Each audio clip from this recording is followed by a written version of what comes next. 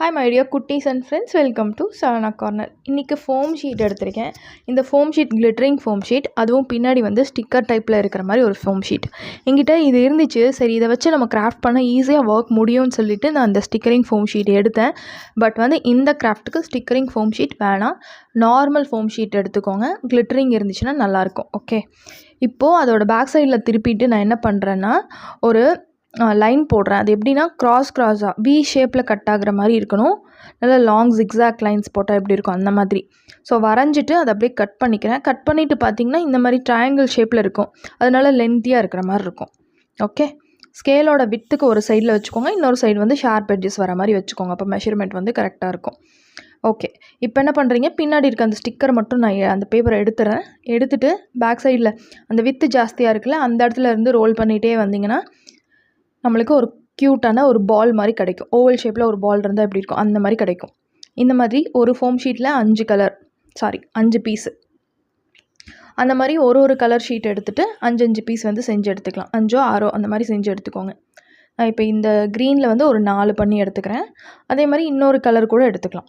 ஆனால் கண்டிப்பாக வந்து ஸ்டிக்கர் ஃபோம் ஷீட் எடுக்காதீங்க, நான் ஏன்னு சொல்கிறேன்.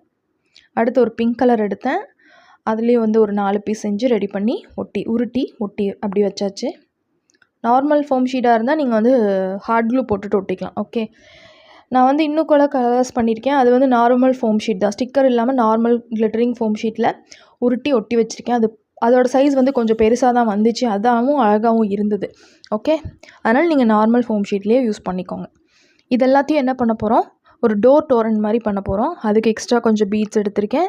அப்புறம் கீழே ஹேங் ஆகிறதுக்கு கொஞ்சம் இந்த கிறிஸ்மஸ் பெல்ஸ் எல்லாம் வீட்டில் சும்மா இருந்துச்சு, அதையும் எடுத்திருக்கேன். ஸோ இது எல்லாத்தையும் வச்சு தான் நம்ம அசம்பிள் பண்ண போகிறோம். ஃபஸ்ட்டு அந்த 4 பெல்லை மட்டும் சேர்த்து ஒரு டசல் மாதிரி ரெடி பண்ணிக்கலாம். அதுக்கு மேலே இன்னும் கொஞ்சம் நூல் வந்து ஊசி நூலில் கட்டிட்டு அந்த பீட்ஸையும் நம்ம பண்ணி வச்சுருந்த ஃபோம் பால்ஸையும் ஆட் பண்ணிவிட்டு நம்மளுக்கு பிடிச்ச டிசைனில் அசம்பிள் பண்ணிட்டோன்னா பார்க்குறதுக்கு அழகாக இருக்கும். ஸோ இப்போ டோரோட 2 சைடில் பண்ணுறதுக்காக நான் 2 பீஸ் வந்து ரெடி பண்ணியிருக்கேன். அந்த கீழே மாட்டியிருக்கேன் அந்த பெல் டசலு. ஓகே, அது கூடவே எக்ஸ்ட்ராவே நூலும் ஊசியும் கனெக்ட் பண்ணியிருக்கேன்.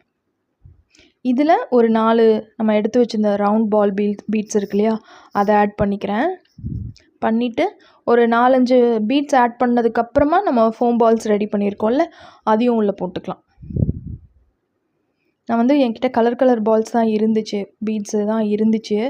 நீங்கள் வந்து கோல்டன் கலர் மட்டும் எடுத்திங்கன்னா ரொம்பவே அழகாக இருக்கும், இல்லை சில்வர் கலர் மட்டும் எடுத்திங்கன்னா ரொம்பவே அழகாக இருக்கும். நான் ரொம்ப கலர்ஃபுல்லாக இருக்கட்டும்னு எல்லா கலர்ஸ்லேயும் எடுத்தேன்.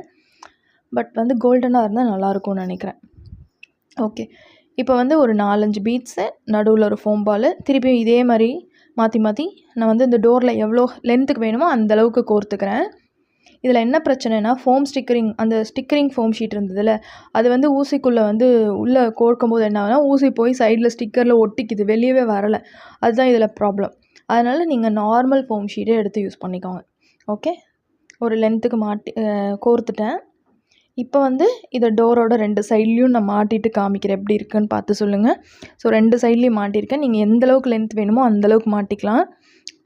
அதே மாதிரி கொஞ்சம் பக்கத்தில் ஷூட் பண்ணுறதுக்காக 2த்தையும் ஒரே இடத்துல ஹேங் பண்ணியிருக்கேன். பார்க்குறதுக்கு எப்படி இருக்குன்னு சொல்லுங்கள். ரொம்பவே அழகாக இருக்கும், கிளிட்டரிங் ஃபோம் ஷீட்டில் பண்ணியிருக்கனால. இந்த மாதிரி நிறைய செஞ்சு கதவோட ஃபுல் டோருக்கிட்டேயும் மாட்டலாம். இந்த வீடியோ இன்ஃபர்மேஷன் உங்களுக்கு பிடிக்கும்னு நினைக்கிறேன். பிடிச்சிருந்தால் லைக் பண்ணுங்கள், கமெண்ட் பண்ணுங்கள், ஷேர் பண்ணுங்கள். நெக்ஸ்ட் வீடியோவில் பார்க்கலாம். பாய்.